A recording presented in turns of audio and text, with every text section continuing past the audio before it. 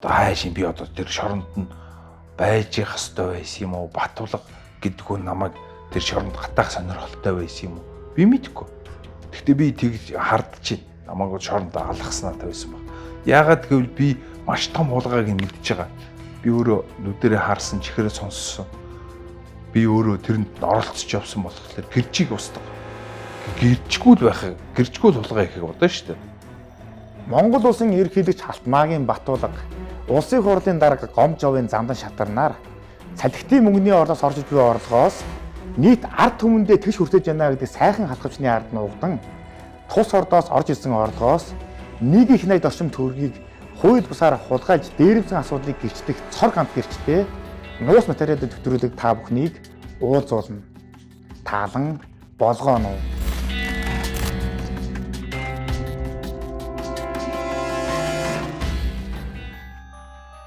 Төрийн нэр гарсан дээрэм 2018 оны 10 сарын 6-нд өнөр цэцэг хүслэн мөнх хоёр одоо сүүл цалхитын мөнгөний ордын захирлуулж Хөдөлмөрийн Баатар болдог мөнх хоёр Мөнхбаатар Аслан уу гэсэн бүрэлдэхүүнтэй 5 хүн хятад улс руу зарчсан байдаг аахгүй Бээжин хот орсон.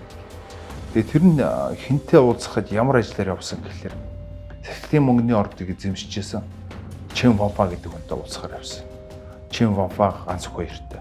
Imperial Gold Mining компанийн захирлаар тухайн үед ажиллаж байсан төмрийн мөнх баяр, Монгол улсын Аслан Хадбаатарын Мөнхбаатар, Монгол улсын иргэн Ганбаатарын ууган хүнээр тус уулзалтын үеэр цалхитын мөнгөний ордын лицензийг эзэмшигч Чин Ванфад маш ностой дараах зүйлийг хэлнэ. Үндэсний аюулгүй байдлын ширээн дээр танаа асуудал байна. Одоо ингэ бичгээр ирсэн байна. Хэрвээ 50% өгөх юм бол асуудал байхгүй болно. Ямар ч асуудал танаа урахыг оролдохгүй. 50% өгөхгүй бол танаа асуудал цаашаа явна. Тэгэхээр цаашаага асуудал хэрэг хүндэрч явах бид нар одоо мэдэхгүй байна гэж очсон байгаа. Би гайхаж байна л да. Үндэсний аюулгүй байдлын зөвлөлийн ширээн дээр байгаа асуудлыг зүгээр нэг дурын 5 хүн одоо Монгол улсын төрийн төлөөж нэг хүн очоод бол хамаагүй тийм ээ. Сайн дурын 5 хүн очоод ингэ ярьж байгаа ямар ч хэвчээ. Үгүй яах вэ тэгээ манай ерөнхийлөгч манай ажлын үеийнхээ өөрийг мэдэхгүй шүү дээ. Тэгэл зангаа тавих гулгаа хийх гэл тий дээрэм хийх гэл тэгэл адилхан хамсаатнуудад явуулж хулгайч нараар явуулж шүү дээ. Тэгэхдээ Монгол улсын үндэсний аюулгүй байдлын зөвлөлийн нэрийг барьж бүгд найрамд хятад ард улсад очсон мөнх баярнаар цалхитын мөнгөний ордын лицензийн 50%-ийг Монголын төрд бус харин дараах хүний нэр дээр шийдвэрлэх хэмээн Чин Ванфад тулгана. Тэр ууган хүүгийн нэр дээр шийдвэж өгөх ёстой. Ярэ. Ууган хүүгийн нэр дээр шийдвэж өгөөд ууган хүү сүлд нь ямар нэг асуудал гарах юм бол шоронд орох юм уу шүүх цаг давуулах юм бол ууган хүү буруудна. Тэгэхээр ууган хүү золиосны хүн Мөнхбаатар Аслан болохоор бүх хар муу муухай юм хийн. Мөнх хоёр болохоор бүх найруулгыг хийгсэн тийм хуваарт явсан юм байна. Тэгэхээр тэр бол улсад биш Батулгад л явуулсан. Тэгээ ажиллагаа очиж байгаа. Одоо эрүүл ухаантай хүнээр тайлбарлах ихлээр тэрнийг тайлбарлаж болохгүй болчихдог. Монгол улсын ерөнхийлөгч хүн шүү дээ. Тэр чинь ямар хулгайч биш шүү дээ. Одоо ерөнхийлөгч хүн тим ажил хийж явах хэрэгтэй юм уу? Улс орныхоо төлөө санаа тавьж явах хэрэгтэй юм уу? Улс орныхоо төлөө ажил хийж явах хэрэгтэй юм уу? Одоо мэдгүй эрүүл ухаанд бол багтахгүй л асуудал. Монгол улсаас үл таних 3 хүн Бээжинд давхиж ирээд цалхитын мөнгөний ордын лицензийн эзэмшлийн асуудал үндэсний аюулгүй байдлын зөвлөлийн ширээн дээр байна.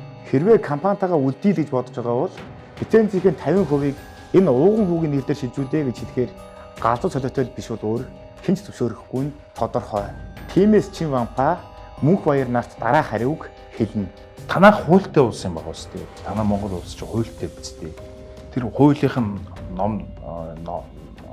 хуулийн дээр нь юугээ бичсэн байдгийг тэрүүгээр нь л юу. Бид нар таналт юм өөхгүй гэж бодсон. Цалхитын мөнгөний ордын 50%-ийг булан авах хэлээр амжитгүй болсноос хойш өрдөө 17 хоногийн дараа буюу 2018 оны 10 дугаар сарын 23-ны өдөр тус ордын лицензийг эзэмшигч Амин Бэлэг компани нийт төвчөөний 50%-ийг 99 сая 600 мянган төгрөгөөр худалдан авах хуурамч хэлцээрийг Ганбаатарын ууган баяр болон тус компанийн гүйцэтгэх захирлаар тухайн үед ажиллаж байсан өнөр цэцэг нар байгуулж түүнийг улсын бүртгэлийн ерхий газарт бүртгүүлэх гэсэн орлого амжилт бий болно. Эрхвиш Монгол улс хуультай дүрмтэй улс юм болохоор хууль бусаар компани хувьцааг худалдах шилжүүлэх гэрээнд үндэслэн амь билэг компанийн 50%-ийг ууган хүүгийн нэрээр шилжүүлэх асуудлыг улсын бүртгэлийн ерхий газар бүртгэсэнгүй. Тэгнэгт салхитын мөнгөний ордын лицензийг төрийн өмнөд буцаан авах ажиллагааг тухайн үед засгийн газрын хэрэг эрдэх газрын дараагаар ажиллаж байсан Зандар шатар цүр дүүлийн тагаар зохион байгуулна.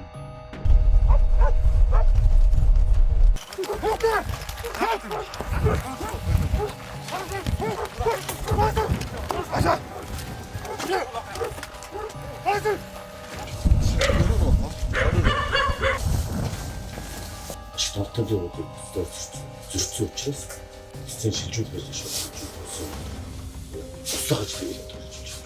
Тухайн үед засгийн газрын хэрэг эрдэх газрын дараагаар ажиллаж байсан Зандар шатар салхитын мөнгөний ордыг төрд буцаан авах тусгай ажиллагааг зохион байгуулсныхаа шагналыг ердөө 2 сарын дараа авна. Миний одоо ойлголтоор тухайн үед Зандар шатрыг Батулга сумлсан юм шүү байна. Зандар шатрыг Батулга сумлаад Зандар шатрыг давхиж утсан. Нэг сэжигж байгаа логик байгаа.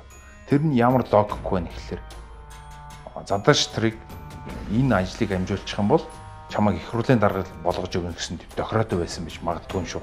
Яагаад тийм хардах үндэс вэ гэхээр дараа нэг бол даргыг унгаасаа тэгээд Зандар шатар их хурлын дарга болсон. Тэгэхээр энэ хоёр нийлж ажил хийсэн болохоор бие бинийгээ татсан хамууд ахгүй гэмт хэргийн одоо хар яриагаар ярих юм бол хамууд л байхгүй. Харин бүгд найрамдах Хятад ард улсын иргэн Чин Вампа дээр давхиж очиод танай ордын эзэмшлийн асуудал үндэсний аюулгүй байдлын зөвлөлийн ширээн дээр байна. Ордтойгоо үлдээл гэж бодож байвал 50%-ийг нь ууган хүүгийн нэрээр шилжүүлэх хэмээх тодголтыг Монгол улсын ерөнхийлөгчийн нэрийн өмнөөс хийгээд явж байсан гэх Бидэрт 50% өгвөл бид нар хамгаалттай авна та нарыг. Та нар Монгол улсын ерөнхийлөгчтэй харьцсан гэж бод. Төмрийн мөнх баяр 2019 оны 12 дугаар сарын 13-ны өдөр салхины мөнгөний ордыг эзэмшүүлэхэд зориулж шинээр гүйцэхэн байгуулсан Эрдэнэс Сийдвэр ресурс гэх төрийн өмчит компанийн ерөнхий захирлаар томилогдно.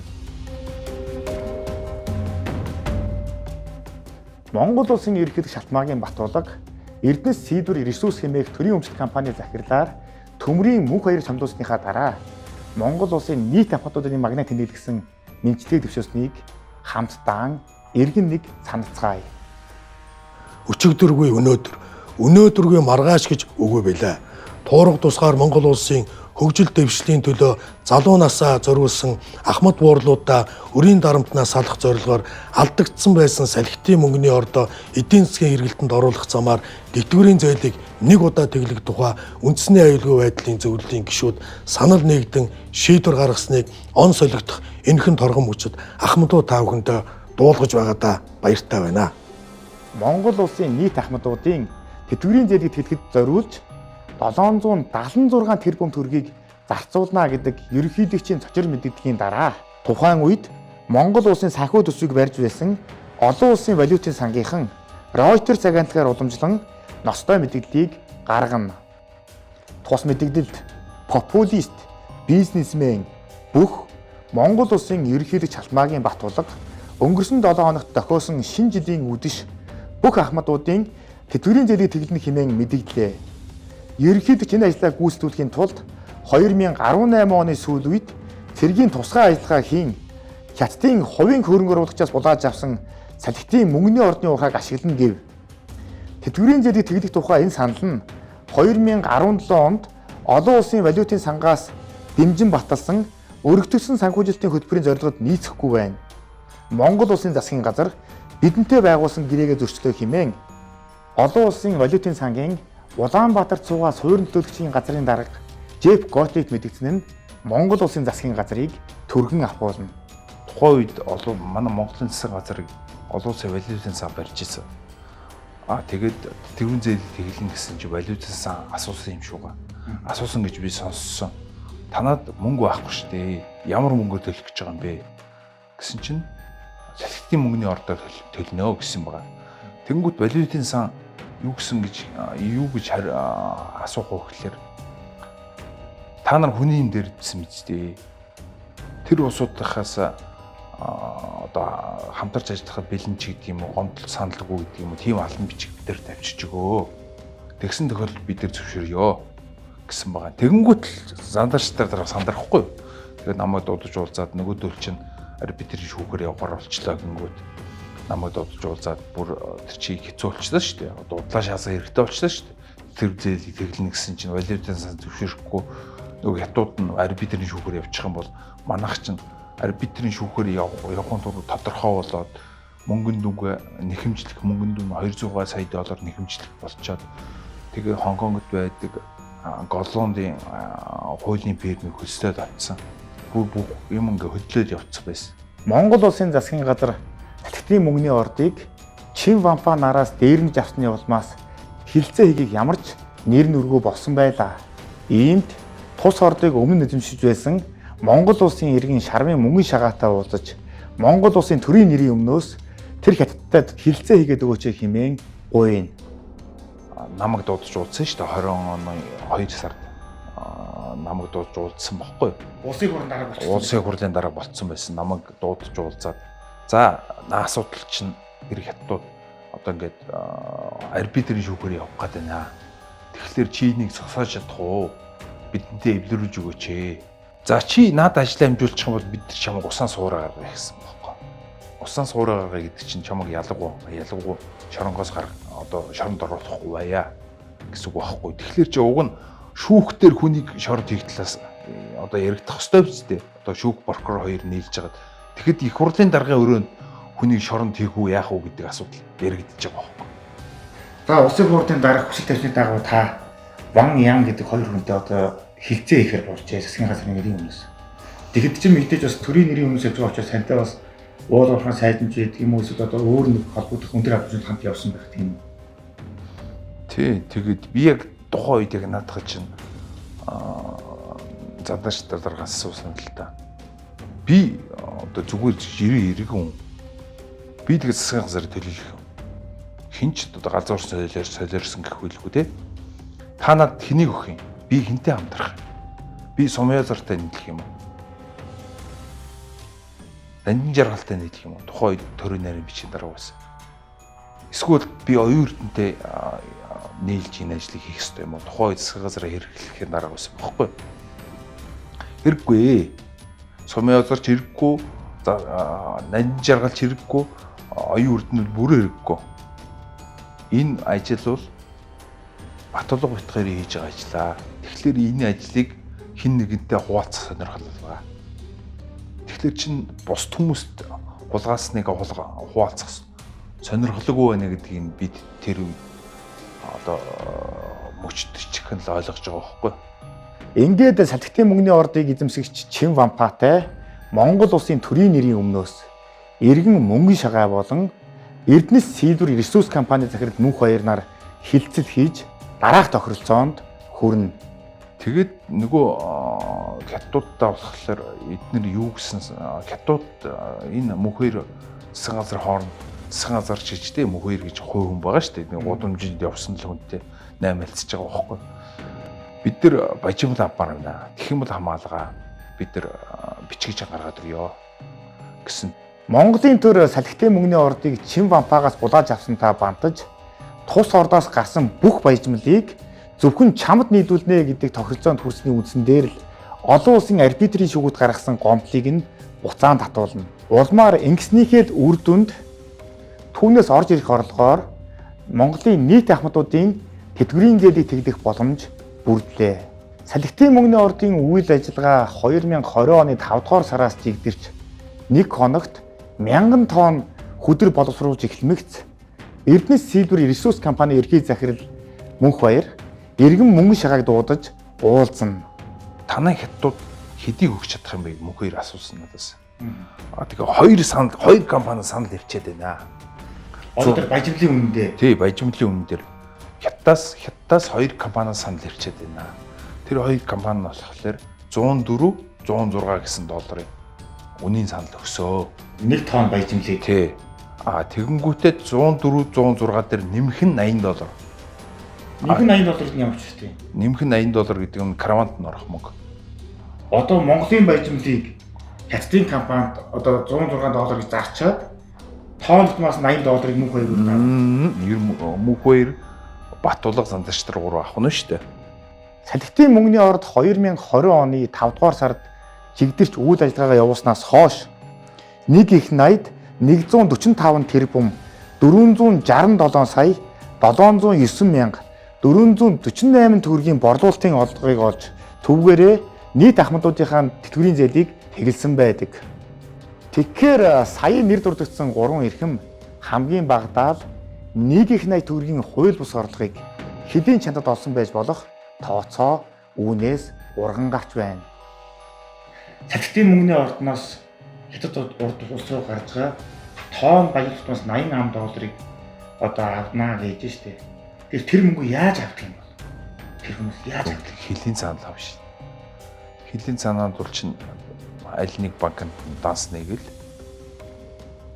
тэгэл тэндээс авч байгаа шүү дээ. Уг нь за би одоо авилгаа тэмцэх газар зааж байгаа юм биш. Одоо хятадтай ярилцаад одоо банкнаас нь Монголтой холбоотой иргэдийнхаа мэдээллийг авъя гэх юм бол энэ бол авилгалтай тэмцэх хамгийн үр ашигтай бөгөөд хурд арга. Хин тэнд мөнгөтэй байна. Тэр мөнгөө тайлбарлахыг гарна шүү дээ. Тэгэхээр мөнх хоёр Зандаштар тэр урд хятадын аль банк байгаа Тарайлингийн банк юм уу, хөгжлийн банк юм уу, аль нэг банкнд нь данстай ба. Эсвэл 3 дахь офшор бүст авч хийж байгаа. Тэрнийг бол би бол толгой өрөхгүй. Тэр хаашаага яаж хийснийг би бол мэдэхгүй байна. Ерөөсөө л их хурлын дараа ерөнхийлөгч хоёр нь дээрэм хийж байгаа байхгүй. Тэгвэл би хятадуудыг дээрэмдчлээ гэж гомдолж байгаа юм биш. Тэр хятад байх нь хамаахгүй. Одоо Монгол хүнд ч гэсэн тэр тохиолдож байгаа асуудал ярихгүй л байгаа болохоос ш.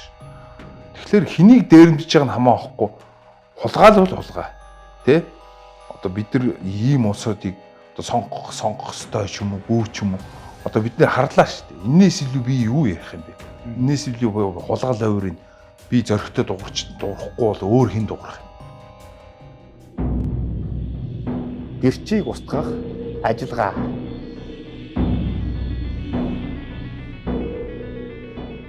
Монгол улсын их хурлын дарга Зандан шатар 2020 оны 2 дугаар сард иргэн мөнгөн шагаатай өрөөндөө уулзах үеэрээ чи яаж хийж байгаад Чив Вампагийн Монгол улсыг олон улсын арбитрийн шүүхэд өгсөн гомдлыг нь эргүүлэн татуулчихаа.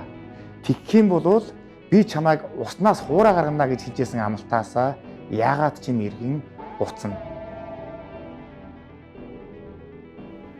Тэгээд миний шоронд ордог учир чинь ерөөсөө гэрчгүй байх гэж. Би чинь тэрний гэрч болчихж байгаа шүү дээ.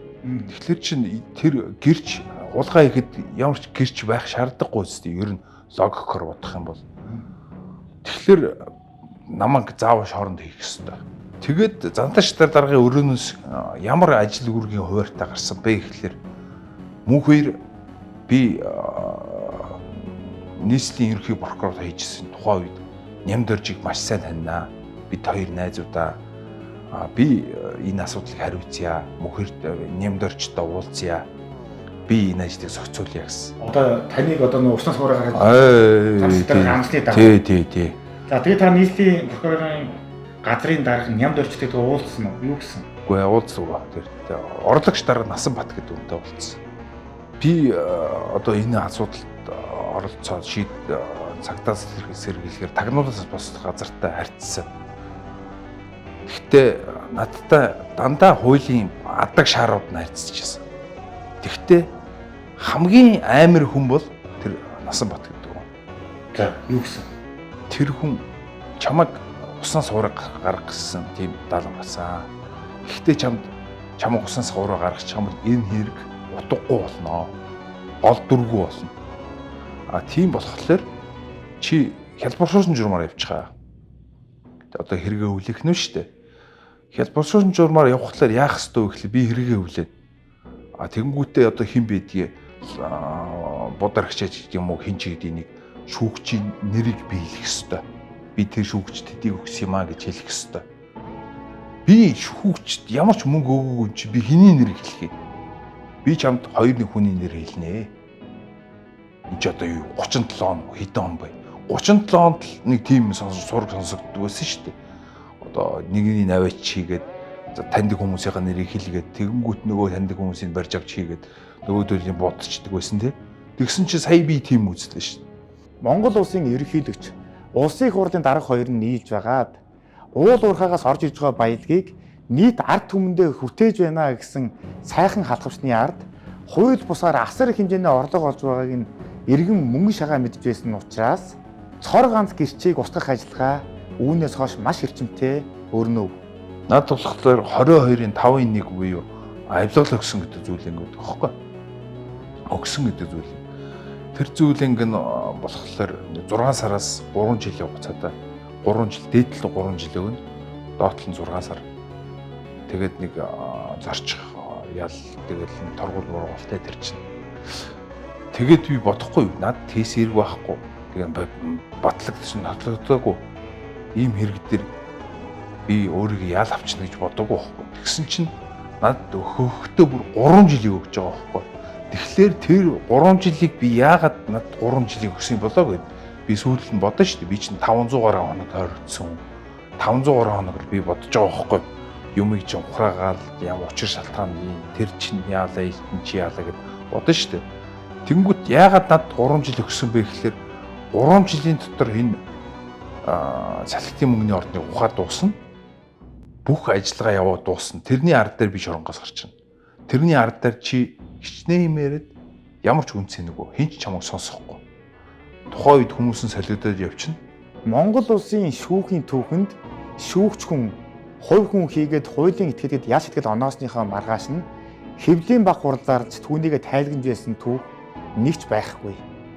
Харин мөнгөн шагаа нарт ял оноосныхоо маргааш хаан уул дүүргийн эрүүгийн хэргийн анхан шатны шүүхийн ерөнхий шүүгч И Ганбат хэвлийн баг хурл зарлаж нэр бүхий шүүгч нар хийгээд мөнгөн шагаа нарт яагаад ямар учраас ял оноосон талаараа олон нийтэд зарлана.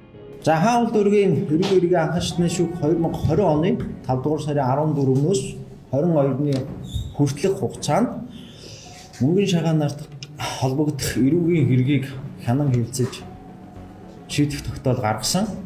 За энэ бол олонний дунд салхитын мөнгөний ордтой холбоотой эргүү хэрэгэ гэдгээрээ нэрлэгдсэн ийм хэргийг шүүх хянан шийдвэрлээд шүүгдэгч мөнгөн шагаад Жаргалан Халиун баяр нарт 3 жилийн хугацаагаар хорих ял.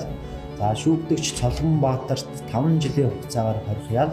Шүүгдэгч Уран Чимэгт 2 жилийн хугацаагаар хорих ял тус оногдуу шийдвэрлсэн. Энэ танд 3 жилийн одоо хис яалыг хамгийн одоо өндөр санкцаар нөхөх ажиллагаа хэн зохион байгуулсан? Батулга.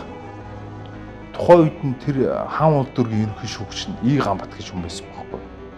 И Ганбат дээд шүүхэн шүүгч цогт 2 5 сарын 10 хэдэн ч санагдаад байна. Төрийн орд орсон байдаг байхгүй. Нямбатар ирдэг шүү дээ. Монгол улсын ерөнхийлөгчд төвлөрсөн эрх мэдлийг салгах гэдэг бол бас тийм ч их амар зүйл биш юм байна. Ерөнхийлөгчийн зүгээс шүүхийн тухай хуулиа татгдаг шахалтыг хууль санаачлагчийн хувьд надад бас удаа дараа тавьж байсан. Төрийн ордны зүүн жигүүрийн 3 давхарт шүүгч хүн ирж хинт хэдэн жилийн ял өгөх вэ гэдгийг үүрэг даалгавар авдаг тэр ёсыг халахын тулд ерөнхийлөгчийн тавьсан шахалт шаардлагыг бид биелүүлээгүй. Тэрэн дээр ороод юу яригдсан бэ гэхээр Ганбат хаан уул дүүргийн бишээ давхын шүүгч болно. Одоо анхан шатаасаа давх руу очино. Цогт болохоор эрүүгийн тавихын тэрэгүүн болно гэсэн тохироотой орохгүй нөгөө хоёр чинь. Яагаад тэр хоёртой тохирсон бэ гэхээр тухайн үед дээд шүүхийн ерөнхий шүүгч нь эрүүгийн тавихын тэрэгүүн Бат сүрэн билүү Бат цэрэн билүү би одоо нэрийн сая хойлоод байдгийг сандгүй. Тэр хоёр хүний нэг нь байсан байхгүй. Тэр хоёр хүний нэг тэр Бат сүрэн билүү Бат цэрэнгийн баталгуудууд ирээд энэ асуудыг шийдэх гэсэн чинь нөгөө нөхөр нь би юу шийдэж чадахгүй. Наач батагдсан тогтогдлоогүй хэрэгээ гэдгсэн чинь чи төвд өргөдлөөгүй. Тэгсэн чинь тэр нөхөр жоохон тийм шазруу нөхөр юм байл л да. Одоо өөрийнхөө өөртөө итгэлтэй ч гэдэг юм үгдیں۔ Тэгээ зураад гараалцсан баг.